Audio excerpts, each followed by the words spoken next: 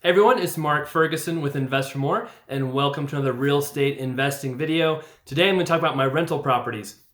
I did a video last week about my goals and a recap of 2018, which was kind of crazy, and some people asked for some more details on my rentals.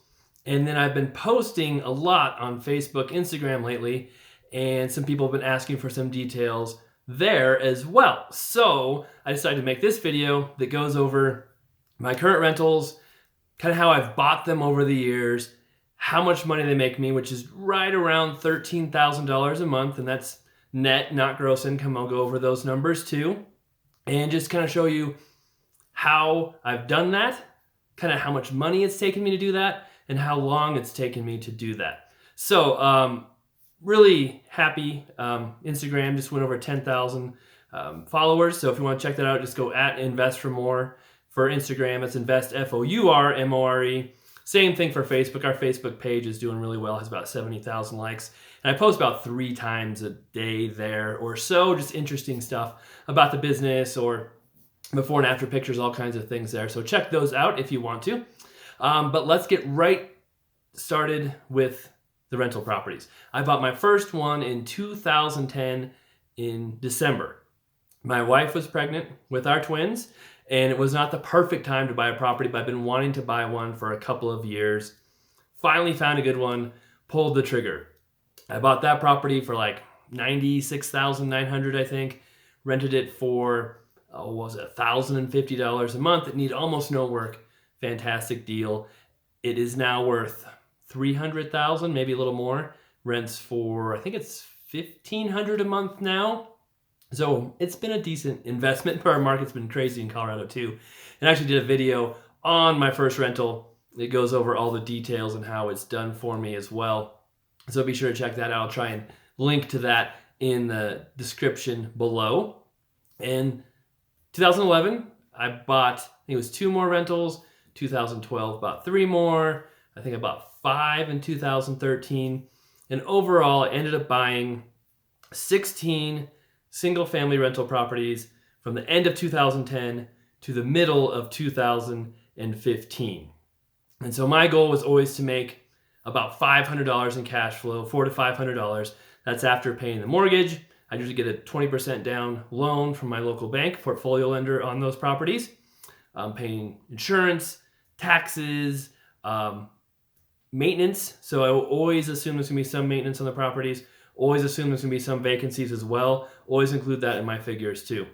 And for a long time, you could do that in northern Colorado. Of course, I was getting really good deals. I mean, a lot of these houses you could probably flip if you needed to, but I was holding them as long-term rentals. I would make repairs to them and just great properties. But in 2015, our market just had exploded and the cash flow was not the same, and I stopped buying rental properties that year. In fact, I sold a couple of them, I think it was in 2016, just because they're my least favorite properties. One was kind of a college rental. The other one had a really weird floor plan. Ended up selling those and didn't buy anything until 2017 when I was really looking. I'm like, am I going to buy in Florida, buy in a different market? And then I started buying commercial properties here, because I could find properties that cash flowed, were really good deals, and they just made sense to me. So I bought a small shop that I actually use for my business now to store different materials, some of my cars, different things there. And I bought an office, a commercial office in a small town about 10 miles from me. It was about 7,700 square feet. We leased the top spot, and the basement is unfinished still. I think we bought that for $292, fixed it up, leased that for $4,500 a month, and there's still potential to add there if we ever want to finish the basement. I bought another small industrial commercial property for $101,000, rent that for $1,500. Bought another commercial property for $105,000, it rents for $1,500. I just bought a small restaurant that we're working on right now, and then I bought the big commercial property where I'm located. Our new office was started. That's 68,000 square feet, has 4 tenants with another vacant space, and that brings in about $23,000 in rent every month. We paid $2.1 million for that.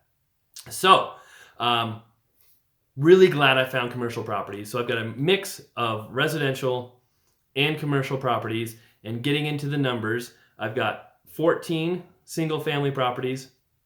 All of those have loans on them except one property in Cleveland that I bought as a turnkey property in my IRA.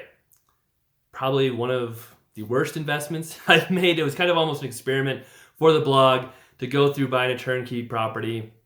I mean, it's done okay. It's made me some money, but I paid $45,000 for it in 2015. It might be worth that now, maybe a little less.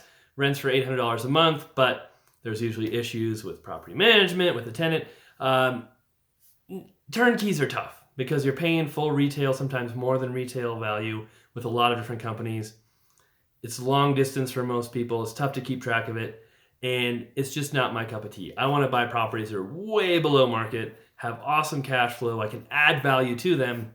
And that's really hard to do with a turnkey company. There are some turnkey companies who are pretty good, who actually have referred people to in the past, and they can allow some of that. But it's still, to me, it's not as good as buying your own rental properties, finding your own deals. And that's something I focus on now. So moving on, I have those 14 residential properties. Then I have 6 commercial properties now. And some of the numbers, I kind of went through all these after I was getting those questions. The total value of everything is right around $6 million for all those properties.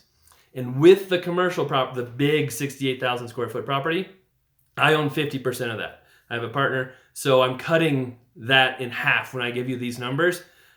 That's my portion. I'm not including the whole thing on it. I'm just including the half that I own. So just beware, it's half of that property. But that comes out to about $6 million in rentals I own. My loan's about $3,150,000 on those properties. So it's about 50% debt ratio on those.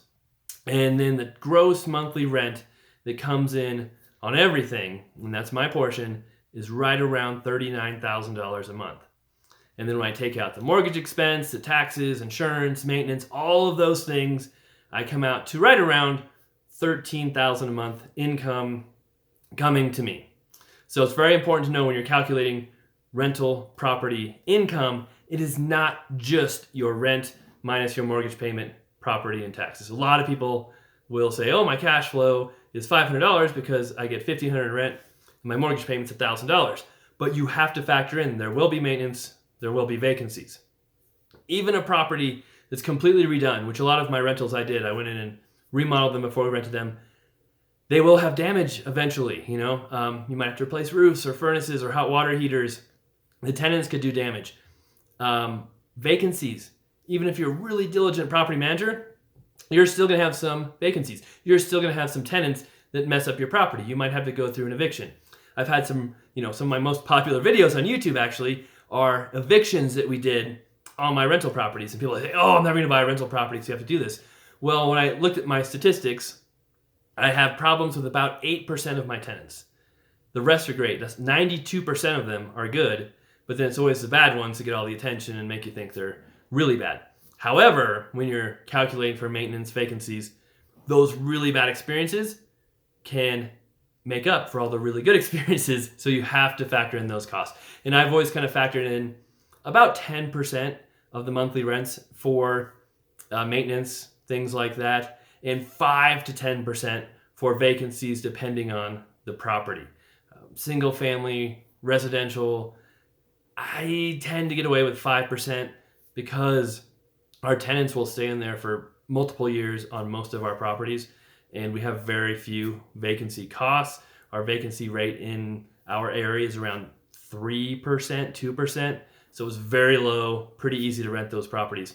However, if you get into multifamily, if you get into maybe lower price rentals, those vacancy costs could be much higher because you might be having to rent them, more turnover, trouble finding tenants for those properties. Now, I have a cash flow calculator on my website, investformore.com, right there on the menu, and I'll try and link to that too. You can put in your rent, expenses, all that stuff, and it has a little table to help you figure out the maintenance costs, the vacancy costs, when you're trying to figure your returns on your rental properties. So feel free to use that. It's free. Made that to help people out. So going back to the numbers, like I said, about $13,000 a month in income coming in from my rentals. How much money I've spent buying these rentals is difficult to calculate, and I have not gone through and run all those numbers yet. However, I mentioned I have $3,150,000 of debt on those properties. The total purchase price of all those properties is right around $3 million. So I actually have more debt than what I bought them for, which is kind of interesting because I've been able to refinance a few of them. And then I sold a couple, which I'm not counting in these figures, not counting that number, but that's additional money I got back. I sold those properties basically for, I believe, twice as much as I bought them for. So one I bought for $84,000. We sold it for almost $200,000. The other one I bought for, I'd have to check and see, but it wasn't quite twice as much. It was like $120,000, and then we sold it for $180,000. I only had it for a year and a half, 2 years. So I actually made that money back too, having those properties for a while and then selling them, but not really counting that in these numbers.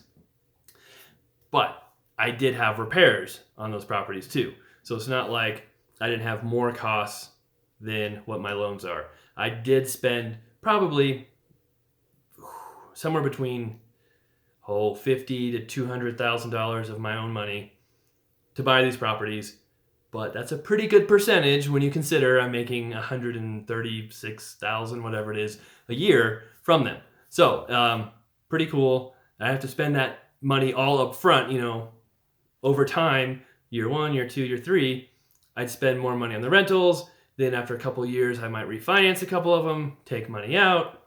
I used the BRRR strategy on one of the commercial properties.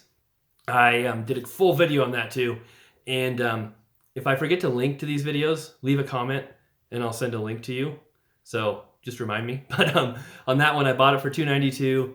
We put like $50,000 of repairs into it. Got it rented for $4,500 a month. And then I refinanced it and it appraised for $440,000. So I was able to do 75% loan to value on that. Got back $66,000. So it didn't quite cover all of my costs, but it came really close to bring back all my money. And it made, was it $1,200, $1,500 a month, something like that, in cash flow. So that was an awesome property. One reason why I love the buy, repair, rent, refinance, repeat. That's what that stands for. Great strategy. And the refinance is the way to really buy more properties, get more cash flow, get that equity and diversification. So I am a huge, huge believer in using debt wisely to grow your business. A lot of people keep asking me, hey, are all your rentals paid off? No, not even close. The one in my IRA, that's the only one that's paid off. I paid off my first rental in 3 years and then realized it's really dumb to do that because I could have used that money to buy so many more rentals. So I got a line of credit that eventually refinanced it again.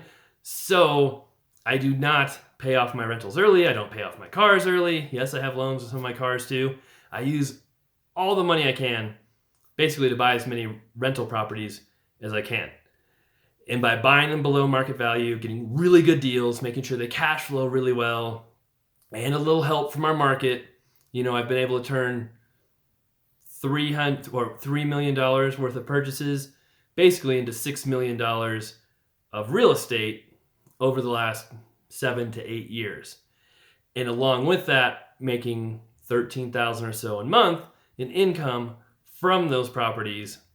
I would say that's a pretty nice return, a pretty good investment, and debt has been very good to me. And I don't see it as being super risky like so many other people do. I've got plenty of cash flow coming in, have plenty of cash reserves. If the market crashes or tanks, which I don't think it'll crash, I could definitely see a downturn.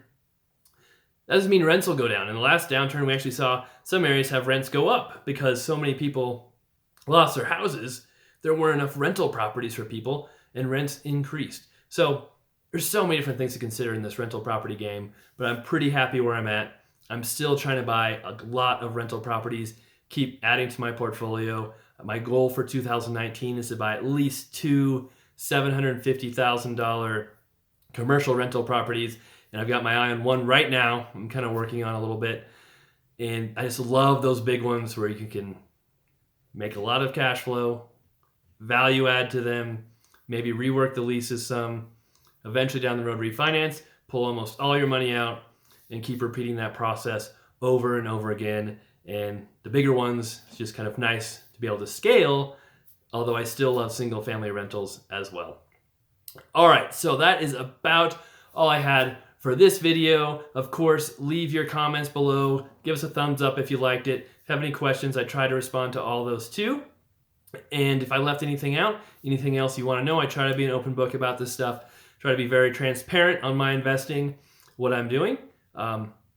Feel free to let me know what I missed too. All right, thanks for watching. Hope everybody enjoyed it, and we'll have more videos coming soon.